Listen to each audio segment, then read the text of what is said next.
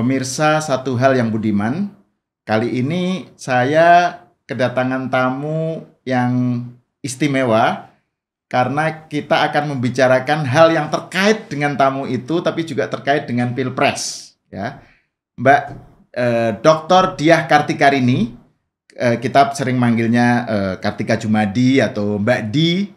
Mbak Didi gitu. Selamat datang ke Main TV, Mbak Di. Hai Mas Sahal, terima kasih undangannya. Ya, lama kita nggak ketemu langsung karena pandemi macam-macam. Iya. Nah, Mbak Di ini kemarin beberapa waktu lalu itu mendeklarasikan bersama teman-teman perempuan yang lain ya, mendeklarasikan yang sekarang ada di topinya itu Pijar. Iya. Perempuan Indonesia Pilih Ganjar ya. Iya. Nah, ini menarik Pijar ini karena setidaknya ada 3 hal lah. Pertama, soal perempuan ya, pemilih perempuan. Nah, ini sesuatu yang jarang kita bicarakan nih. Sebenarnya pemilih perempuan dalam Pilpres khususnya 2024 itu kayak gimana. Kemudian yang kedua soal Pijar itu sendiri. Apa yang ingin diangkat ya oleh Pijar ini sebagai pendukung Ganjar, saya perempuan ini. Yang ketiga soal Mbak Di sendiri. Mbak Di ini yang saya kenal sejak dulu ini, sejak tahun 2012 itu sudah jungkir balik di dunia kerelawanan, dunia medsos ya, mendukung Pak Jokowi sejak jadi gubernur ya, menuju gubernur DKI dengan Jasmed, dan saya pengen dengar ceritanya lah. Terus sekarang mendirikan Pijar gitu, itu gimana ceritanya gitu. Tapi sebelum itu saya ingin kita balik lagi ke soal tadi, soal Pijar dulu deh. Pijar itu gimana? Kenapa ada Pijar? Iya. Terima kasih Mas Sahal. Jadi Pijar itu sebenarnya terbentuk dari obrolan ibu-ibu Pertiwi. Pertiwi itu adalah komunitas perempuan pendukung Pak Jokowi tahun 2019 lalu. Oke. Iya, kepanjangannya Perempuan Tangguh Pilih Jokowi. Perempuan Tangguh Pilih Jokowi. Waktu 2019 kita membuat Pertiwi sebagai wadah pemilih perempuan untuk memberikan edukasi politik yang sederhana dan humanis gitu ya. Kemudian mengajak ibu-ibu untuk menjadi ibu asuh TPS. Artinya kita mengajak teman-teman perempuan itu untuk menjaga TPS masing-masing, mengajak siapapun yang punya hak pilih untuk datang ke TPS dan memberikan suaranya. Kemudian kita membicarakan membuat Pijar itu kurang lebih 1 bulan yang lalu sih, ini baru aja. Lalu akhirnya kita pilih beberapa nama, akhirnya jadilah nama Pijar.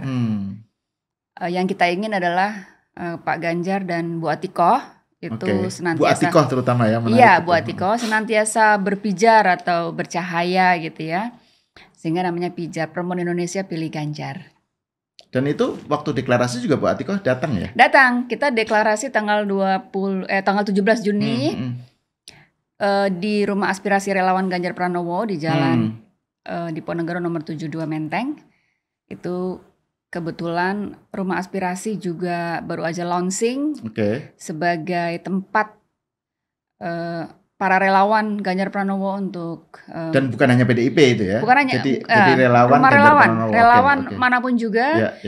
Yang saat ini terdaftar sudah 1.200 komunitas relawan. Nah, kalau soal ini Mbak Di, soal pemilih perempuan. Kenapa itu di-highlight sedemikian spesial gitu? Iya. Karena kan bukan hanya faktor karena inisiator dan ketuanya perempuan kan? Iya, bukan. Karena memang dulu 2012, 2014 itu kami fokus di sosial media dengan Jasmed, Jokowi Ahok Social Media Volunteers. Nah, 2019 itu kita menginginkan sebuah wadah untuk pemilih perempuan karena pemilih perempuan di Indonesia itu jumlahnya lebih banyak dari laki-laki, 51%. Dan golput terbesar juga ternyata perempuan. Oh ya, golput terbesar perempuan ya? Golput terbesar, angka golput terbesar itu ternyata perempuan. Kenapa? Karena bukan karena ibu-ibu itu nggak mau memilih, tetapi karena faktor internal. Oke. Ya, jadi misalnya, golputnya bukan karena SJW ya? Social Justice Warrior. Iya, bukan. Karena urusan domestik.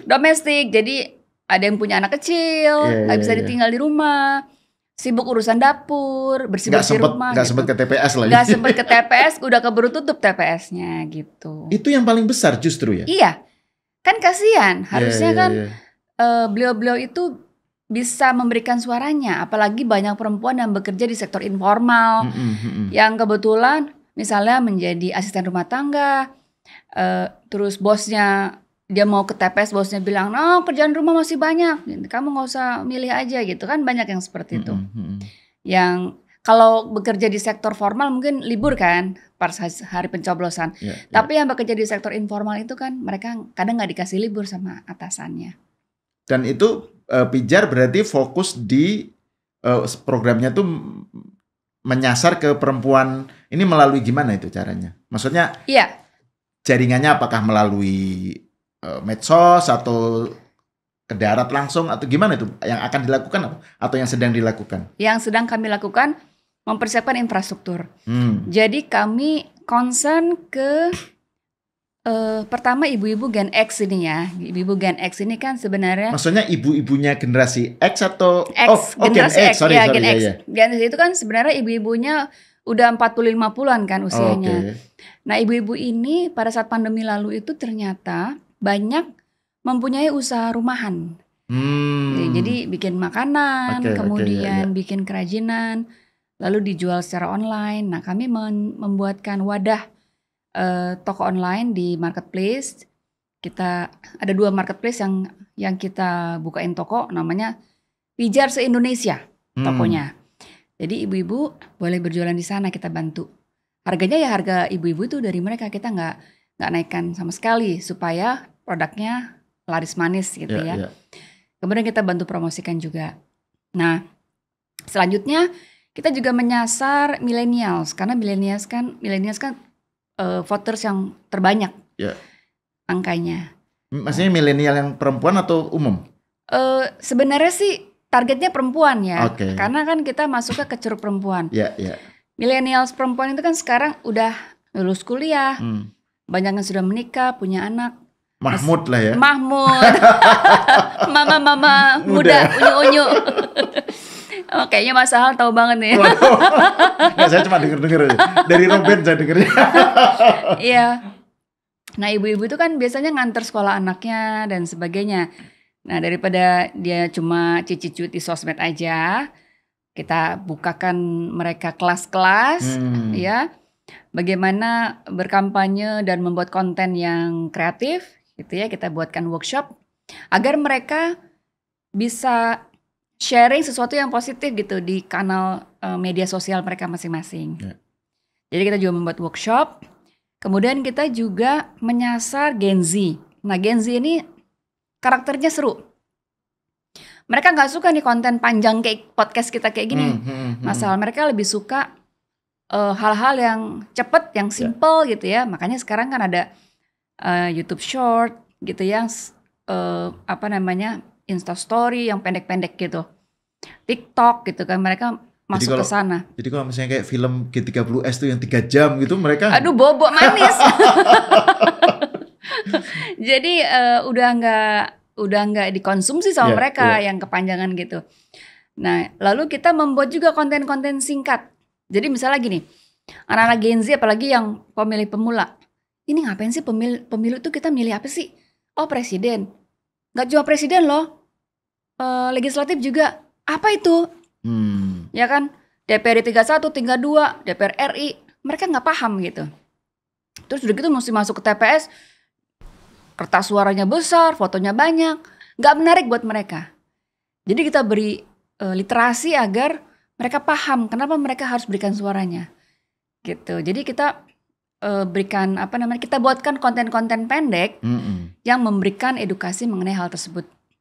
Gitu. Nah itu kalau misalnya dari interaksi Mbak Di atau teman-teman di Pijar sendiri ya dengan kalangan ini, kalangan milenial atau ibu-ibu perempuan Gen X,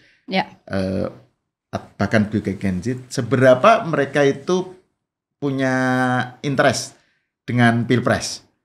Artinya apa sih yang bikin mereka tertarik gitu untuk pilpres itu? Oke, kalau pilpres mungkin khususnya karena pilpres, heboh banget ya. Oh, oke.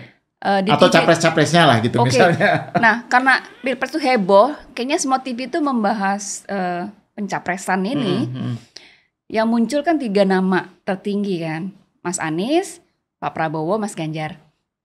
Nah, ketiganya itu menjadi perhatian mereka.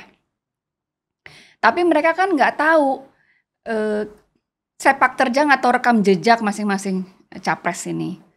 Kalau yang ibunya update banget, itu pasti akan kasih informasi ke anaknya. Tapi kalau yang ibunya capek kerja, membantu perekonomian keluarga, itu pasti nggak akan punya waktu untuk menceritakan, oh Mas Anies rekam jejak seperti ini, Pak Prabowo seperti ini, Mas Ganjar seperti ini gitu. Jadi, nah kita mengisi ceruk yang kosong itu, gitu. Informasi yang bisa mereka dapatkan dengan cara yang mudah, gitu.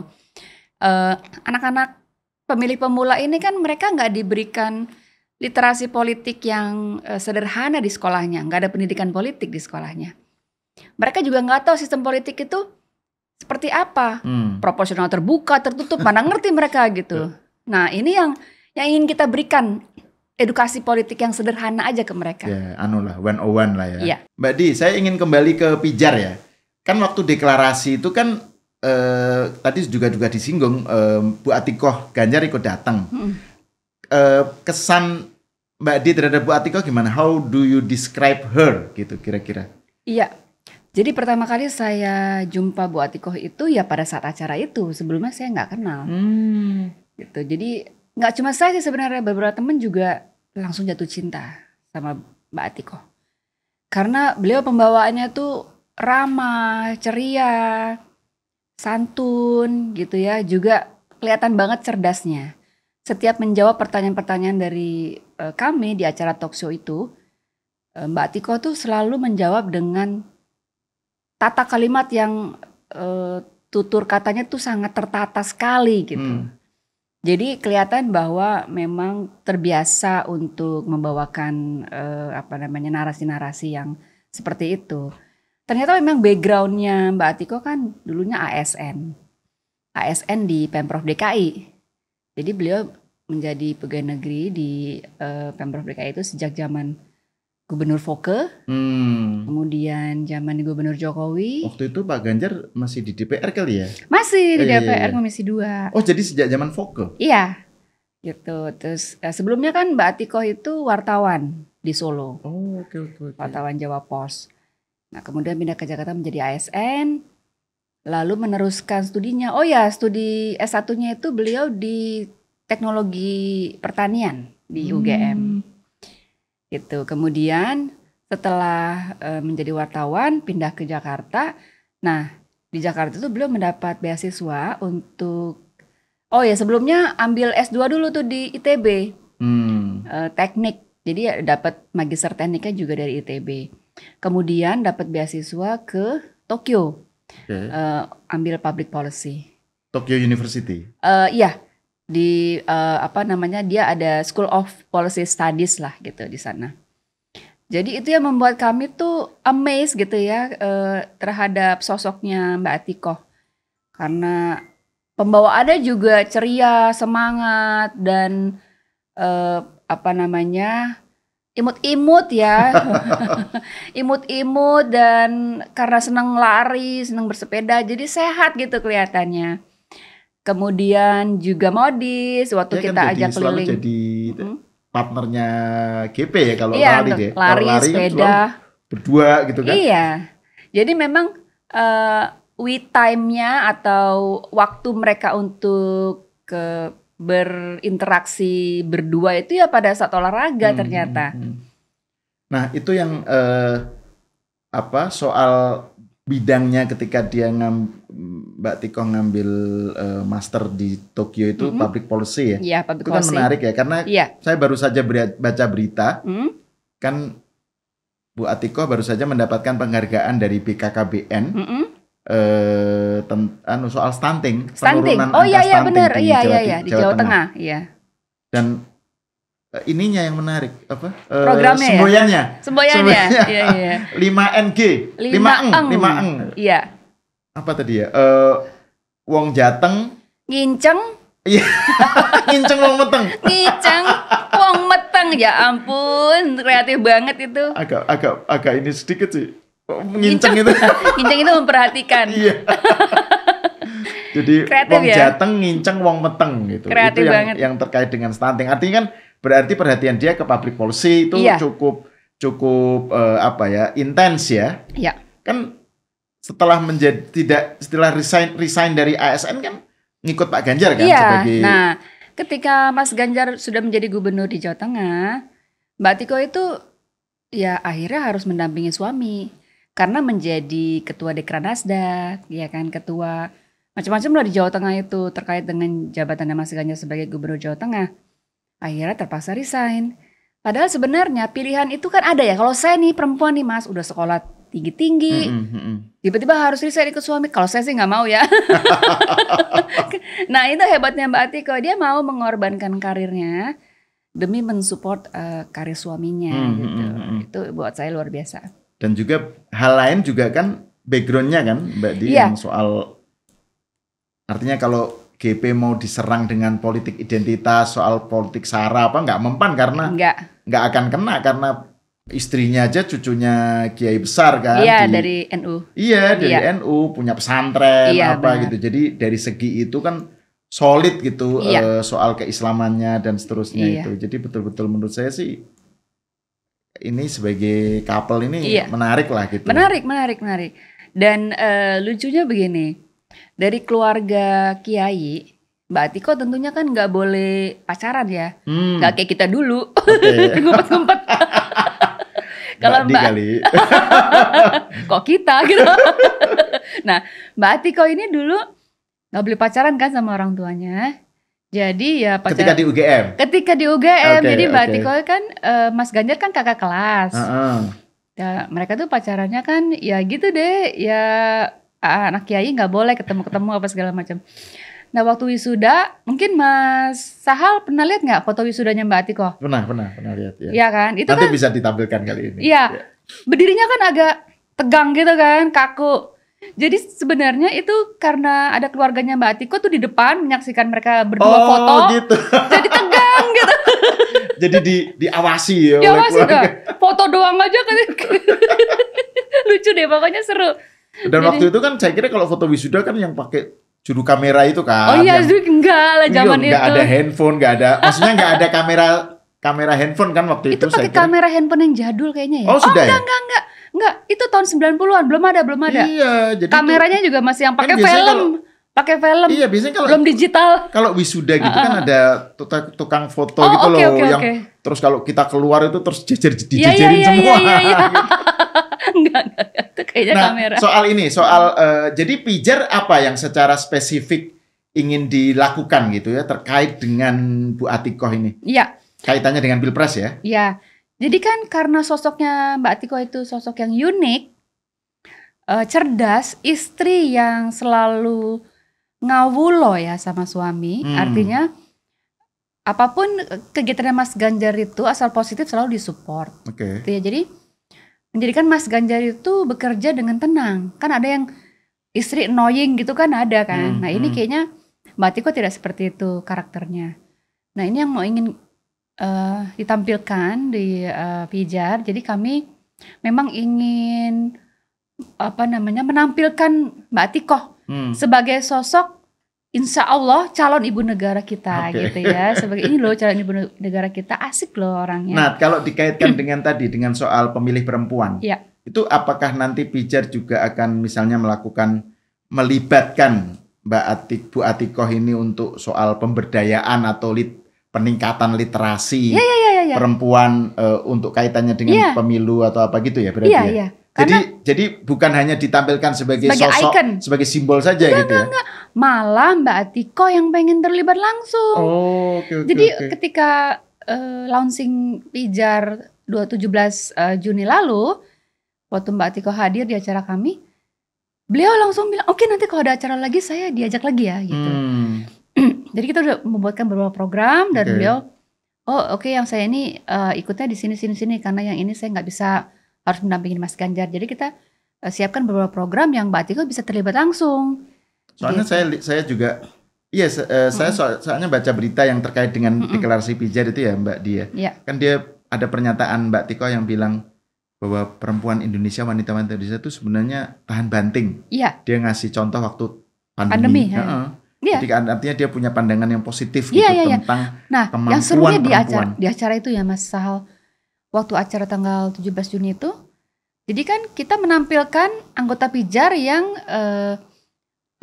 punya bisnis kecil-kecilan ya, UMKM. Jadi kita buatkan booth gitu ya, banyak berjajar. Nah, Mbak Tiko lihat, lalu dia lihat ada anggota Pijar yang usahanya itu dia membantu teman-teman di NTT, di Nggela, itu membuat tenun-tenun yang dengan karakter-karakter yang baru, karena di Nggela kan warna-warna tenunnya kan kebanyakan gelap gitu ya. Jadi namanya Sumba namanya, Sumbadra. Nah ini keren ini anggota Pijar Gen Z yang kreatif banget, dia fashion designer, dia menciptakan desain tenun baru di Nggela. Itu dipamerkan di situ waktu Mbak Tiko datang dan langsung dibeli sama Mbak Tiko. Itu yang dikenakan nama beliau itu yang warnanya pink sama kuning itu yang selalu dipakai sepanjang acara Pijar sampai wawancara pun dia pakai itu. Itu spontan padahal spontan, ya. Spontan. Aduh saya suka ini warnanya. Cerah banget terus dia gunakan. Nah ini pertanyaan terakhir nih terkait Mbak Atikoh nih. Kan kalau nanti kita bayangkan nih ada pasangan yang berduel itu kan, katakan aja Anies berduel. Anies inilah ya sudah lewat gitu. Terus Ganjar melawan Pak Prabowo. Iya.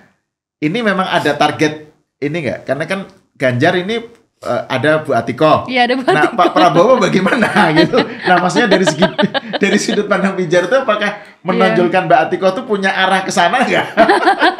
Sebenarnya nggak sengaja sih. Gitu. Kita maksudnya nggak seperti itu. Cuma kok kebetulan ya gitu.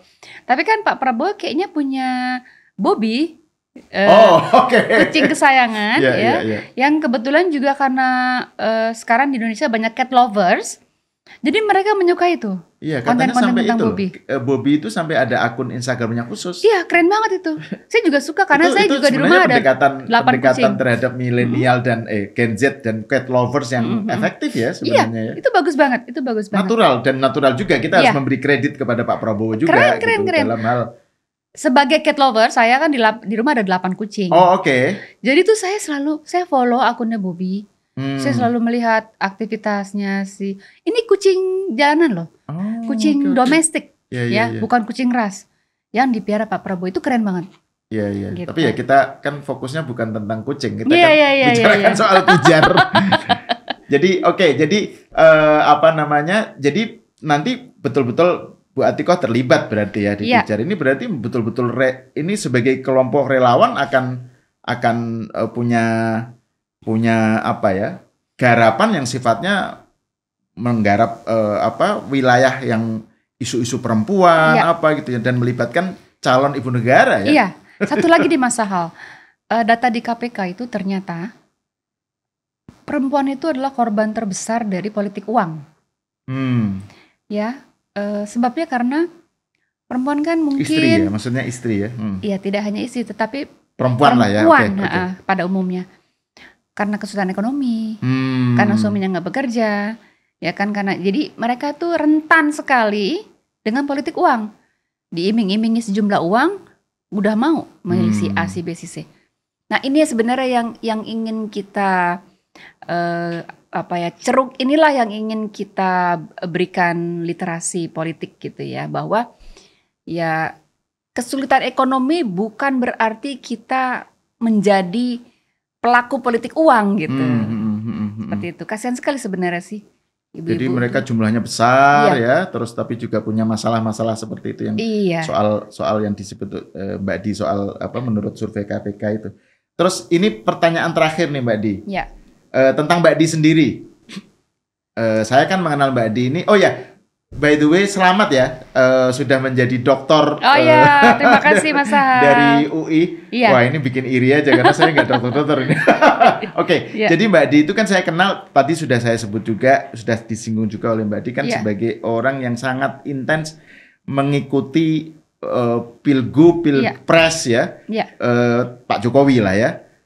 Dulu bikin Jasmev gitu, bikin kelompok relawan Jasmev yang medsos, terus kemudian sekarang terus kemudian Pertiwi, terus kemudian Pijar. Nah, Mbak Di kan berarti sudah punya pandangan nih tentang Ganjar dan Prabowo itu gimana gitu. Tapi saya pengen dengar ceritanya Mbak Di itu kenapa menjadi Mbak Di yang sekarang. Oke, jadi tahun 2012 itu pertama kali saya menjadi relawannya Pak Jokowi. Waktu itu Pak Jokowi masih jadi wali kota di Solo. Kemudian datang Mbak Di asli Solo kan ya? Iya, saya Putri dari Solo ya? Iya. Kebetulan keluarga kami kenal dengan Pak Jokowi. Jadi saya juga mengenal beliau sejak di Solo. Akhirnya saya menjadi relawannya sejak 2012. Dengan mendirikan Jasmev itu adalah Jokowi Ahok Social Media Volunteers. Nah kemudian Pak Jokowi ikut Pilpres tahun 2014, ya kami lanjut untuk membantu beliau. Kemudian 2019 juga, dan sampai sekarang gitu. Tapi peralihannya atau perluasannya ke isu perempuan itu? Ya, itu dimulai tahun 2019 sih, ketika kita melihat bahwa jumlah pemilih perempuan itu ternyata majority voters, dia 51%. Lebih banyak dari laki-laki. Kok nggak digarap ya gitu. Dengan serius loh, digarap tapi mungkin ya sekelebatan aja, tapi nggak serius gitu. Nah akhirnya 2019 kita membuat Pertiwi dan kita garap dengan serius pemilih perempuan. Dan Pertiwi sekarang masih aktif ya? Pertiwi sekarang terkait dengan Pak Jokowi sih ya itu ya? Iya, Pertiwi sekarang menjadi komunitas pemberdayaan perempuan. Oke. Iya. Nah itu apa yang kemudian Pijar sekarang kan berarti artinya kan Mbak Di sudah melabuhkan pilihan gitu kan. Nah ini pertanyaan yang terakhir nih, pandangan Mbak Di terhadap GP versus Prabowo ini gimana? Oke, kan kebanyakan relawan Jokowi sekarang kan dilema ya. Sambil menunggu ini Pak Jokowi ini arahnya kemana gitu. Nah kalau saya tuh mendukung Pak Jokowi benar-benar dari 2012, dari awal Pak Jokowi ke Jakarta. Tetapi ketika 2024 Pak Jokowi selesai, saya harus menentukan pilihan. Saya nggak tunggu lagi instruksi Pak Jokowi. Saya punya pilihan sendiri dan itu Mas Ganjar. Gitu. Jadi buat teman-teman yang sekarang ini masih menunggu instruksi Pak Jokowi nggak akan pernah memberikan instruksi secara verbal dan eksplisit siapa pilihan beliau. Kita sebagai relawan punya hak untuk menentukan pilihan kita sendiri. Gitu. Dan sebenarnya kan sudah ngasih sinyal-sinyal juga kan Pak Jokowi, maksudnya ketika di acara PDI Perjuangan apa kan ngarahnya ke Ganjar gitu. Sebenarnya meskipun relawan Jokowi yang mendukung Prabowo itu bikin narasi, wah Pak Jokowi nyaman kok dengan Prabowo gitu kan. Iya. Memang kan. Jadi menurut Anda Pak Jokowi nggak akan misalnya menyatakan eksplisit gitu, nggak mungkin? Nggak mungkin, karena secara etik seorang presiden tidak mungkin bisa memberikan statement dukungan secara eksplisit dan verbal kepada seseorang. Oke. Kalau hints kan udah diberikan oleh Pak Jokowi, rambut putih, banyak kerutan, itu kan hints yang harus kita tangkap sebenarnya. Iya, harusnya sih cukup ya. Cukup ya. Tapi ya sudahlah, kita lihat aja. Oke, Mbak Di, terima kasih atas obrolannya dan selamat untuk Pijar ya. Iya, terima kasih Mas Al. Pijar itu kan nyala api ya. Iya. Wah, itu luar biasa. Iya, cahaya. Oke, selamat atas semoga ini tetap berjalan lah ini aktivitas dan networkingnya ya. Iya. Oke, pemirsa, sampai di sini dulu perjumpaan kita. Kita bertemu di episode selanjutnya.